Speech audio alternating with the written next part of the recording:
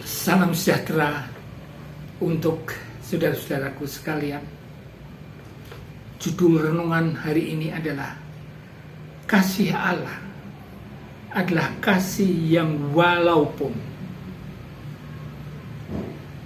Firman Tuhan yang mendasari diambil dari Injil Yohanes pasal 3 ayat 16 yang demikian bunyinya. Karena begitu besar kasih Allah akan dunia ini, sehingga ia telah mengaruniakan anaknya yang tunggal, supaya setiap orang yang percaya kepadanya tidak binasa, melainkan beroleh hidup yang kekal. Saudaraku yang dikasihi oleh Tuhan Yesus, yang pertama, proses kasih Allah itu adalah kasih Allah itu sebagai sebab, kemudian anaknya yang tunggal itu sebagai anugerah pemberian, sebagai korban dari Allah kepada manusia. Kemudian iman manusia itu sebagai respons daripada kasih anugerah itu tadi. Kemudian berikutnya, kehidupan kekal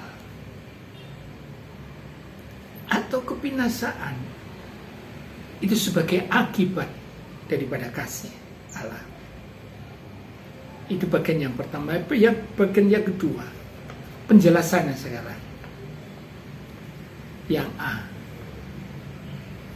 kasih Allah akan dunia ini bukan karena dunia itu hebat, bukan dunia itu wow, bukan karena dunia itu besar dan luas, bukan. Tapi justru kasih Allah ini untuk dunia yang jahat, dunia yang telah berdosa. Inilah tadi dikatakan kasih Allah itu kasih yang walaupun spektakuler, walaupun dunia semakin jauh daripada Allah, walaupun dunia itu menolak Allah, walaupun dunia itu kacau dan jahat pada Allah, walaupun dunia itu memberontak, tapi Allah tetap mengasihi isi dunia ini. Hebat Allah kita ini, luar biasa.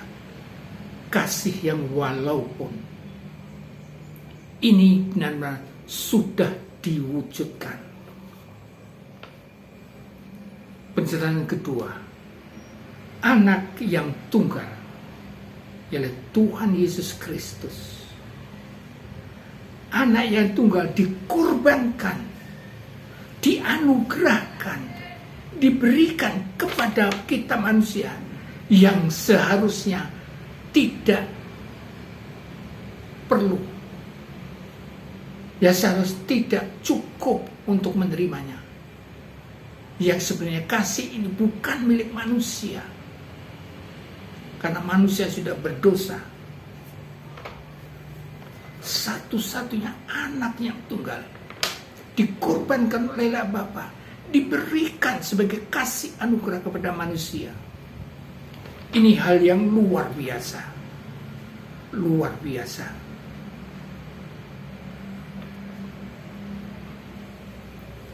Kemudian penjelasan yang ketiga, iman itu sebagai respon manusia. Kalau manusia diberikan kasih anugerah di dalam Tuhan Yesus, manusia harus berespon. Inilah kebebasan manusia untuk memilih. Dia kalau memilih percaya, dia akan hidup. Kalau manusia memilih tidak percaya, dia akan binasa. Jadi pilihan ini diberikan pada manusia, bukan robot manusia ini. ada kehendak, ada pikiran. Dan Allah mengerti, silakan manusia. Kamu memilih yang baik atau memilih yang buruk. Dan ini adalah iman. Manusia tinggal menerima, itu kata kerja. Manusia tinggal mengucap syukur, itu pun kata kerja.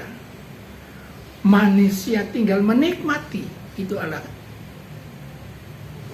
kata kerja.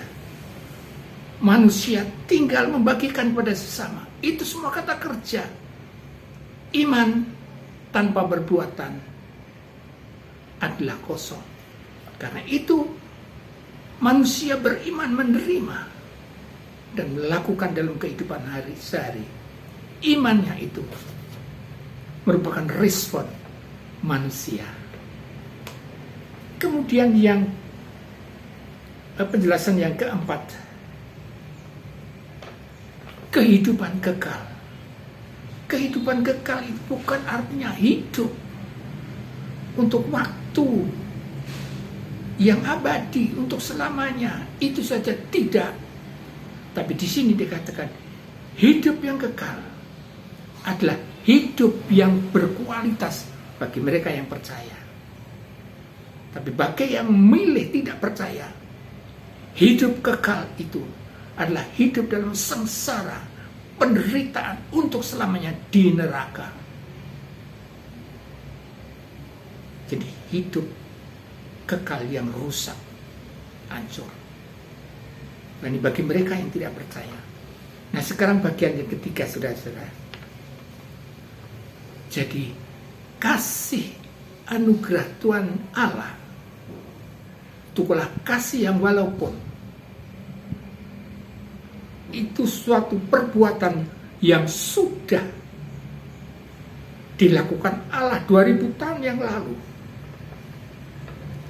Waktu Tuhan menganugerahkan Tuhan Yesus sebagai korban disalib di Golgota, 2000 tahun sudah diberikan kepada manusia. Jadi Allah sebenarnya dengan kasih karunia memberikan semua orang, tapi prakteknya tidak semua orang menerima. Saya ibaratkan, jaringan listrik sudah diberikan kepada keluarga, tapi kalau keluarga itu tetap diam, ya selama jaringan listrik tidak ada gunanya, tetap akan gelap. Manusia kalau akan meresponi bahwa jaringan Allah ini, jaringan listrik yang sudah diberikan ini, manusia tinggal mencet saklarnya, maka akan terang. Jadi tergantung manusia kasih karunia ini.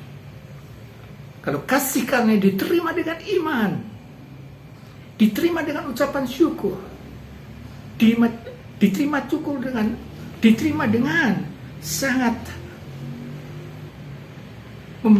menikmati, diterima dengan membagikan pada setiap orang, maka kasih karunia Allah benar-benar wow bagi setiap manusia. Oleh karena itu, saudara dan saya, kasih karunia Allah yang wow itu, yang walaupun, mari kita terima. Mari kita terima dengan ucapan syukur. Kita nikmati dengan ucapan syukur. Kita bagikan bersama dengan ucapan syukur. Maka saudara dan saya akan menerima hidup kekal yang berkualitas. Hidup kekal selamanya abadi, yang sukacita, ada damai sejahtera, ada kekudusan untuk selama-lamanya. Amin.